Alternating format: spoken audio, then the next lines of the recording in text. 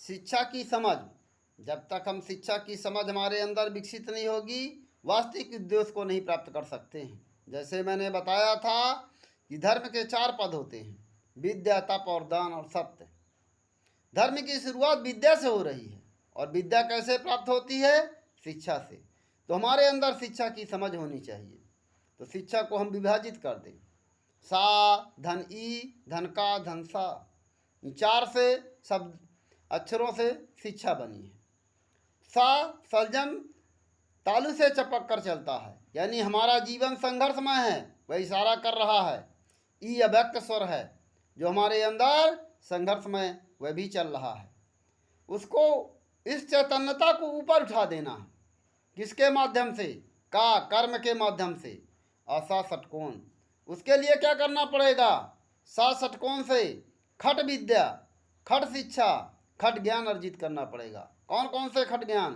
भाषा की समझ, भूगोल की समझ, सामाजिक शिक्षा की समझ, विज्ञान की समझ, इतिहास की समझ, अर्थतंत्र की समझ।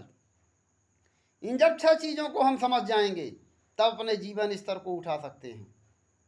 उसके लिए हमें 6 चीज़ों का ज्ञान होना चाहिए: भाषा की समझ, सामाजिक शिक्षा की समझ, अर्थतंत्र की समझ, भूगोल की समझ, इतिहास की समझ, विज्ञान की समझ।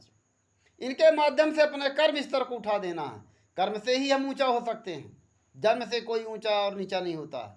इसीलिए कबीर साहब ने कहा है, ऊंचे कुल जन्मिया करनी ऊंच न होय, अकंचन सुर भरा साधु निंदा सोय। जन्म से कुछ मतलब नहीं रखता है, कर्म मतलब रखता है। और शिक्षा में 4 पदों में अपने आप स्पष्ट है कि जन्म से कोई श्रेष्ठ नहीं होता है। जन्म तो सभी का संघर्षमय होता है। उसके लिए कर्म, और कर्म को ऊर्ध्वाधर कर देना है। षटकोण से सा से ऊर्ध्वाधर जाता है, ऊर्ध्वाधर जाता है, कर्म के बाद वह ऊर्ध्वाधर, जो कर्म ऊर्ध्वाधर ऊपर की ओर ले जाए, और यह समझ आ जाए कि कौन सा कर्म हमें गिरा सकता है, कौन सा कर्म हमें पतन ऊपर की ओर ले जा सकता है। यह समझ आ जाए, तब समझ जाइए कि आपने शिक्षा को समझ लिया। और शिक्षा का यही वास्तविक अर्थ है, जीवन के स्तर को बदल देना।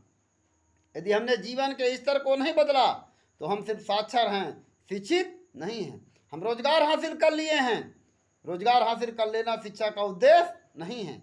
जीवन के स्तर को बदल देना, संघर्षमय जीवन के स्तर को बदल देना, उसके स्तर को ऊपर उठा देना ही शिक्षा का वास्तविक उद्देश्य है।